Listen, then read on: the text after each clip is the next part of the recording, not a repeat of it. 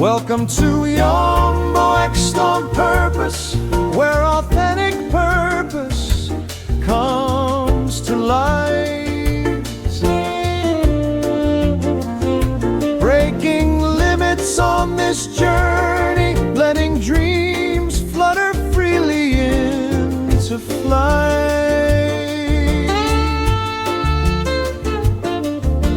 Flutter into freedom, flutter freely in God's light.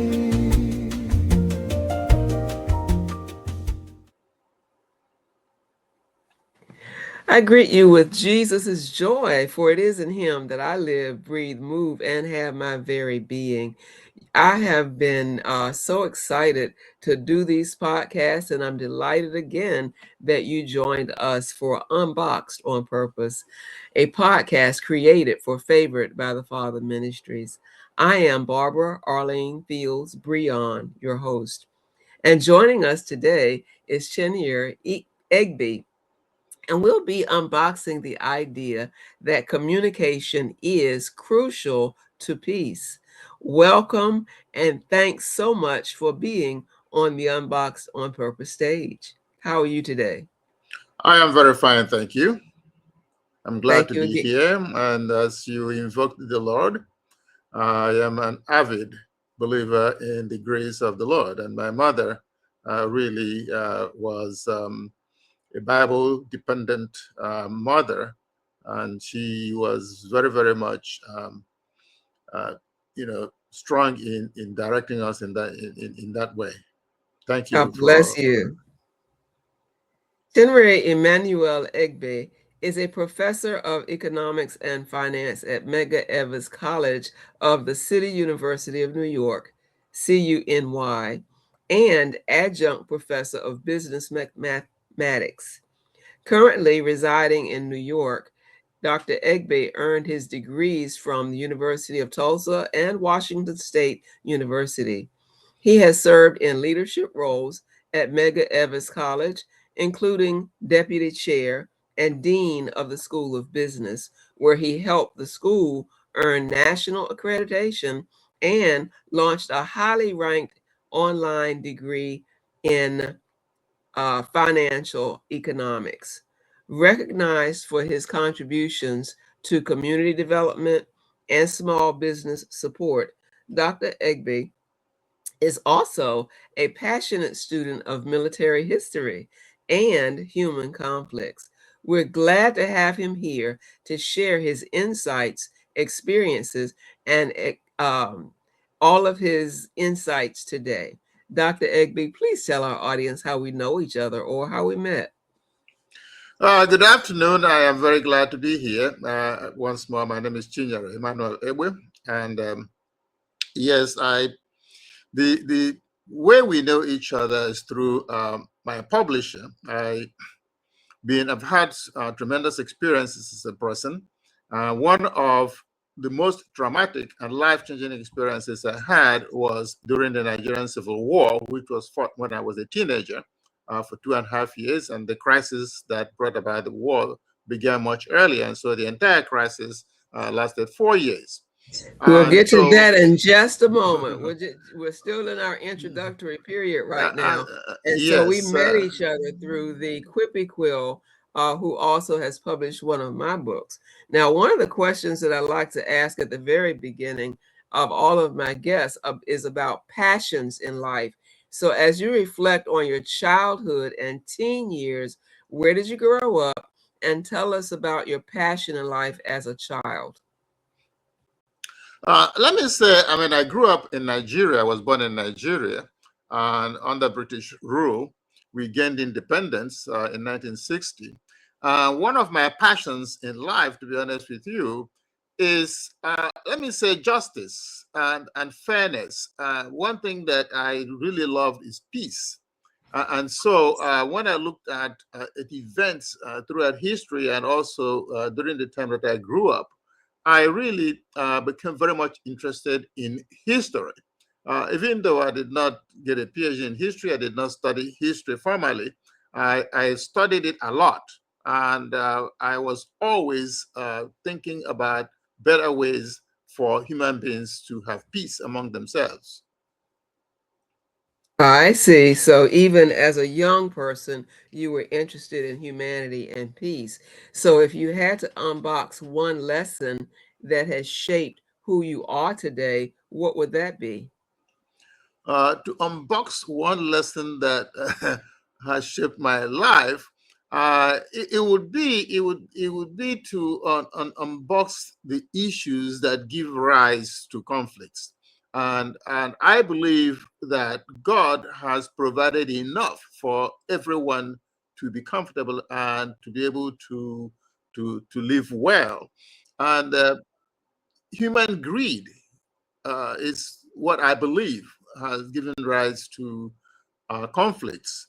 And so the Nigerian Civil War is one of the experiences that I believe if I could unbox it, if I could break it down, I could have seen how we could have avoided it because the bloodshed was tremendous. At least 1.5 million people died, mostly from starvation. And all I saw in it was the greed of the ruling establishment, people trying to get things all for themselves and begin conflict essentially to achieve their personal ambitions. And those personal ambitions, in my view, were not crucial. For example, I don't have to live in a mansion to survive. I mean, let's take Queen Elizabeth. They have all these palaces and all over the place. They still died. And they also fell sick. And there are people, and I use my aunt, one of my aunts, as a good example. Uh, she never wore a shoe in her life. She never slept on a mattress in her life, and yet she lived to be 95 and very strong. She was hardly ever sick. And so, I mean, we can all make do with what the Lord has provided for everybody. Nevertheless, this is why the title of my book is Elephants, the Grass, and a Teacher. And throughout, I could see how dialogue could have resolved the issues, and yet people died. Hundreds of thousands of people, at least 1.5 million people perished out of hunger. Not to talk about those who perished, from bullets and the conflict. And so, as we look at our title for today, or our subtitle for Unboxed on Purpose, communication is crucial to peace. And you're saying that all of it could have been avoided with better communication. Oh yes, oh yes. There were numerous opportunities. When I say numerous, you're talking about many, for honorable peace on both sides. But the recalcitrance of leaders on both sides of that conflict could have simply resolved whatever disputes that they had. This is an interesting conversation. So share with us some more specific things that you want to share with the audience today as it pertains to how, if people would dare to actually step outside of boxes of confinement. And in this conversation, people are confined by certain viewpoints where they have to have things a certain way. And if not, in terms of leadership, war breaks out because the leadership is trying to do something a certain way. And if the proper communication was in place, it would not be so. So, how can they step outside of boxes of confinement and shift their way of thinking so that we can have better communication and better peace and more peace? Well, let me then begin from the origin of the issues and why it shaped my mind. If you think about it, let me put it in context. Uh, when I read the book, it's not just entirely about who was wrong and who was right about the leadership. It was the experiences that my family had. And so I put it in context and asked, why did we as a family go through this trauma? So now I go back and begin to say, okay, as a people, as Africans, we were ruled by colonial people, by colonial British. And so eventually we said we want our independence. And so we gained that independence in January, in October 1960. We gained that independence. And now the point was, now that we are free of foreign rule, let us conduct elections. And it was a breakdown of that election process that gave rise to conflict. Then there was a military coup and a counter-military coup. Now, the box in which I can say we put ourselves was thinking that the best way for me to get ahead is to say, I am of this ethnic group. I am of that ethnic group. And so if somebody from my ethnic group is at the leadership, then I'm going to prosper. And so everybody's thinking inside that box of ethnicity, which in my view is wrong. There were people who, when you look at their philosophy, the way they wanted to govern, when they sought to be the one in government, these were people that went beyond ethnicity. They wanted a country where it did not matter what language you spoke, it did not matter what clan you came from. They wanted to have a level playing field for everybody. But there were those who played on these ethnicity sentiments. And therefore, first of all, we could not have dialogue across ethnic groups. The issues were always confined to ethnic groups. And so the conflict broke down after the counter coup. There was this ethnic cleansing from one part of the country against another ethnic group from another part of the country, specifically from northern Nigeria to eastern Nigeria. Now, what happened then was the leaders on both sides came together to try to resolve the issue of insecurity. And this is where things broke down. My viewpoint was that leaders on both sides treacherously violated the agreements that would have brought about peace. But it was rather because they focused on their own personal advantages, personal aggrandizement.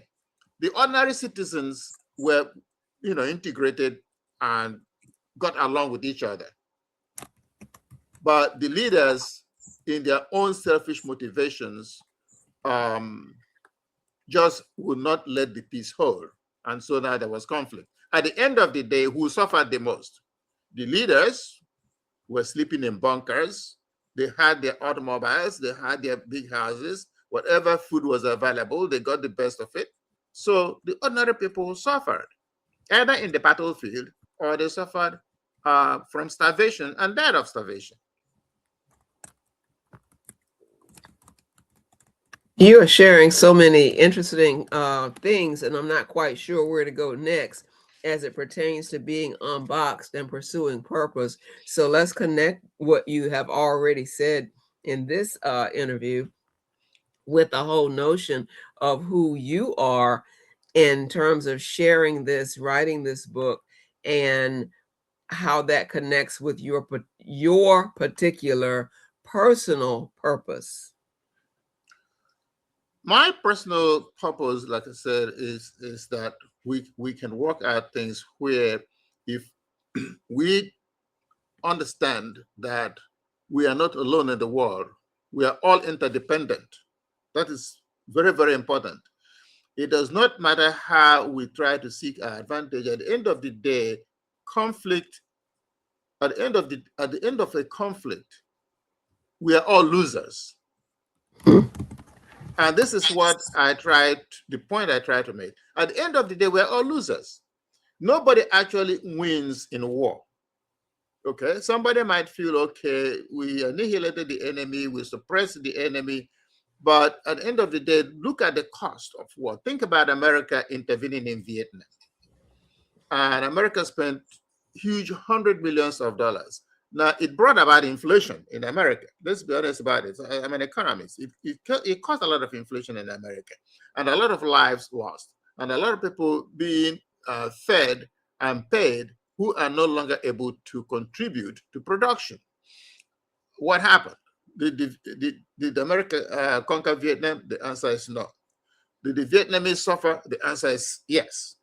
And so who was the winner and who was the loser? Nobody was the winner and nobody was the loser.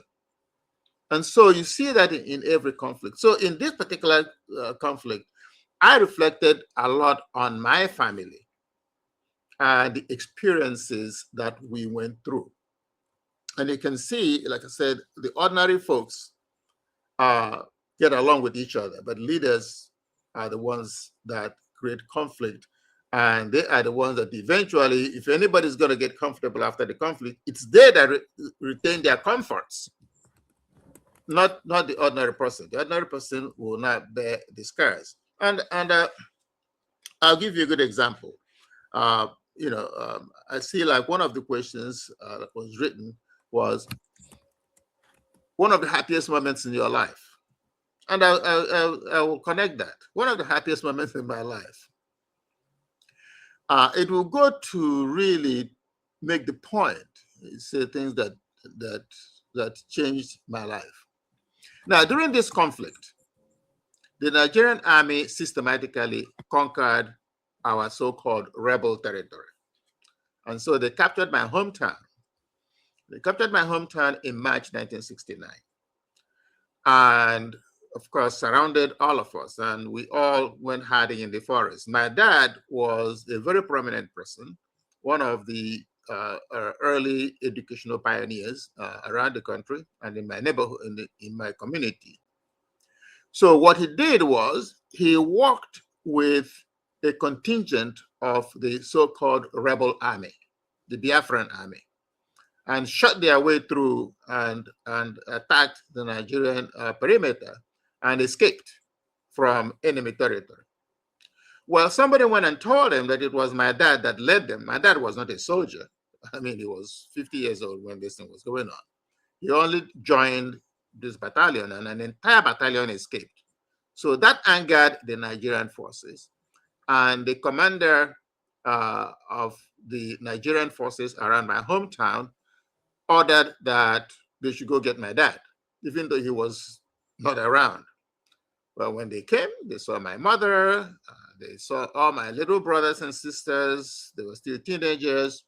I escaped narrowly because as a teenager, I was running an errand and distracted myself. And so I was not home when they arrived. They took everybody, including my uncle, and they were about to execute my mother and my uncle. They had tied them up. And then one of the soldiers saw an enlarged picture in my father's bedroom, and lo and behold, the commander that sent them to arrest everybody was actually my father's schoolboy 20 years earlier. And one of the division commanders was also in that picture. And so they said, oh, no, we cannot execute this person. Let's go ask the commander what we should do. So when they got there, the commander was shocked and said to my mother, what are you doing here? My mother said, well, your soldiers came and arrested me. And so where is your husband? That's who we came to look for. And my mother told a lie. My mother always said to us never to tell a lie, but she says it's okay to lie to the devil. And so my mother told her a story, and the commander accepted it.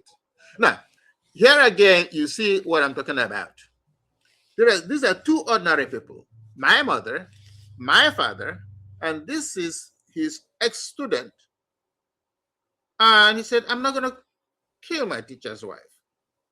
I remember her 20 years ago. And how about all these children?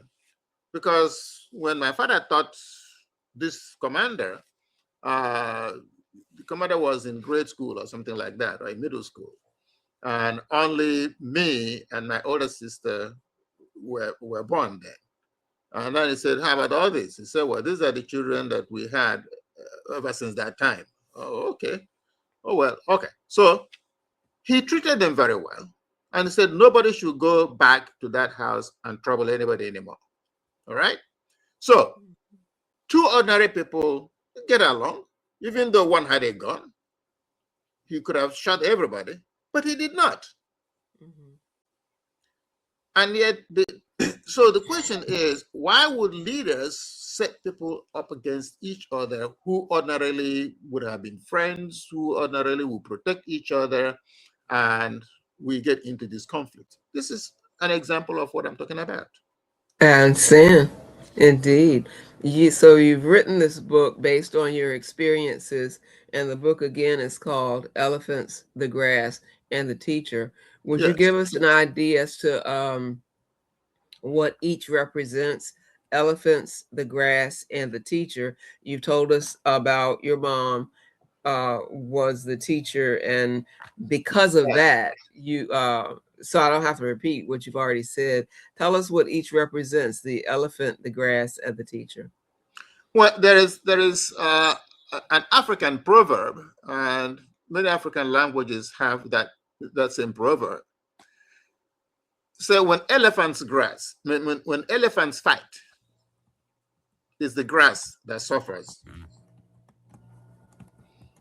And so here the analogy is that elephants are the political class, the ruling establishment. Those are the elephants. They are the big people. They are the ones that have the big guns. They are the ones that have the big resources to distribute. The grass are just the masses of the people. And you can see that there are very few elephants in the grassland, but the grass is all over the place. And so the grass represents the masses of the people. Now, the teacher represents my dad, who was a pioneer teacher and who taught all around the country. And in every way, due to his presence or even in his absence, and due to his foresight, he shielded the family uh, from potential annihilation. And we escaped that potential annihilation. We escaped some of the, I would say, challenges. Most of the challenges, the hunger, for example, we escaped. Here again, we were to be all executed. And because of his personal influence with the commander, the commander said, no, I'm not going to, I remember this man. He was a great teacher. He was a kind man. And so I will not kill his children and his wife. Now, after that event, the capture of my family, my dad ordered that I must leave enemy territory. So one night, 3 persons, the children of his friends, again, because of that personal influence that he had, these 3 people essentially took the risk of coming to retrieve me from enemy territory, because we had to meander through the forests at night. We were, under a tropical downpour. By the time we got to the other side, our own side of the conflict, we were captured and accused of being spies for the enemy. Why are we coming from enemy territory? And lo and behold, again, the whole village came around and said, no, no, no. We remember this man, the prominent educator, the agricultural scientist. This is his son. We remember he had told you his son was going to cross enemy territory, so please leave him alone. And after torturing us for a long time, he decided, okay, that's true. I remember this man came, and so he left us alone. There again, my father's personal influence and his contribution to the community development and education. And so after that, I joined the guerrilla army. And the regional commander of the guerrilla army was his schoolboy. And so I was protected. And so this is why I cite that teacher there. And even before that, we did not suffer hunger and deprivation that people suffered in Biafra, that led to mass malnutrition because he had developed a plantation that had not only palm oil, it had food. I mean, we just harvested. As a matter of fact, at one point, my mother authorized her nephew's wife to go to the farm and harvest whatever she wanted to harvest and eat because some of it was already spoiling in the ground. And rather than spoil, she got her nephew's wife to go and harvest with us. And in that way, we were saved from the hunger that other people suffered. And we did not even have the protein deficiency that was the cause of malnutrition because he used everything he knew in agriculture, and my mother had a poultry. And so we ate meat when others could not afford it. Right. This is very interesting. I know the audience wants to get their hands on your book. So tell us how they can secure a copy of your book, Elephants, the Grass, and the Teacher. Well, the book is available in Barnes and Nobles. It's available on Amazon. And that's all you need. All you need is, in fact, if you just type in my name as it is here, Chinyere, Egbe, and Elephants, you will see it. Oh, wonderful. Is there any advice you want to share with us for future or unborn generations that would prevent them from feeling like they're stuck in a box or in a sad situation, a bad situation that they can't get out of? What is your advice for future or unborn generations? Well, my advice for future is that we should not let immediate hurts to influence how we relate to other human beings. I have taken, given my experiences, I take the approach that even if I had a conflict with somebody, if somebody hurt me so bad, I pull back. I believe in it. I pull back and minimize contact. And in that way, tempers will cool down and maybe we can see each other's viewpoint. I had a situation, in my professional experience where I ended up even in the jailhouse. My. Yes, and spent a lot of money. But eventually, me and my colleague will now talk as friends. I mean, there's no enmity Right. between us. But it happened because both sides pulled back. Like stay in your own space for a while. Yeah. And so, things cool down and maybe communications of some kind, either through intermediaries or just a feeling that both sides will go and reflect and see maybe if I had approached it this way, the conflict would not have escalated into what it turned out to be. And in many respects, it has resolved things for me, even among my own relatives. I believe. Go ahead. Finish. Yeah, so I believe that reflection, like I said to people, look inwards. I say it very often, even when somebody feels like, hey, you're a bad guy, or I say to the person, you're a bad guy. My response very often is to tell that person, look inwards. And I do that quite a bit. Well, my. Mr. Egbe, Dr. Egbe, you have encouraged others to resolve conflict today by looking inward and resorting to communication, which is indeed crucial to peace. I certainly want to thank you for being on the Unboxed on Purpose stage. And I want to invite others who may have a story to tell to share with us as well. If you feel called to share your journey on Unboxed on Purpose, we'd love to hear from you. Visit our website, favoredbythefather.com. Click Contact Us, and we'll schedule a time to talk. This podcast was created with you in mind, your voice, your victory, your testimony. To be considered, leave your name, email address, the subject line Unboxed, and a brief note about what you'd like to say to be on the show. Together, let's advance God's purpose and help others become unboxed and flutter freely in the Lord. Yes, flutter freely. Reverend Dr. Barbara A.F. Brehon, visionary servant leader, speaker, teacher, mentor, and best-selling author. Dr. Brehon's books are written to inspire, equip, and encourage believers on the journey of faith.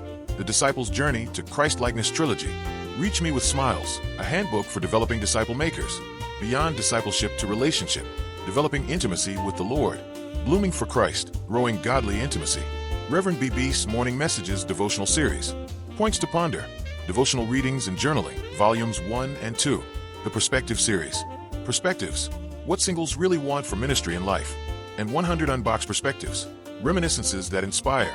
Her anthology contributions include An Abraham Move in Beyond Adversity, 2 chapters in From Cocoon to Soar, Emerging from Darkness, and The Power of Self-Discovery.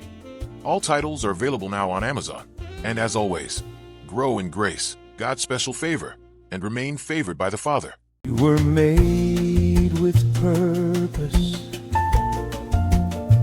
an authentic purpose you can claim. Keep unboxing every blessing. Let your spirit flutter freely in Jesus' name. Until next time, keep flying boldly. Keep living fully, heart open wide. This is Unboxed on Purpose, where your story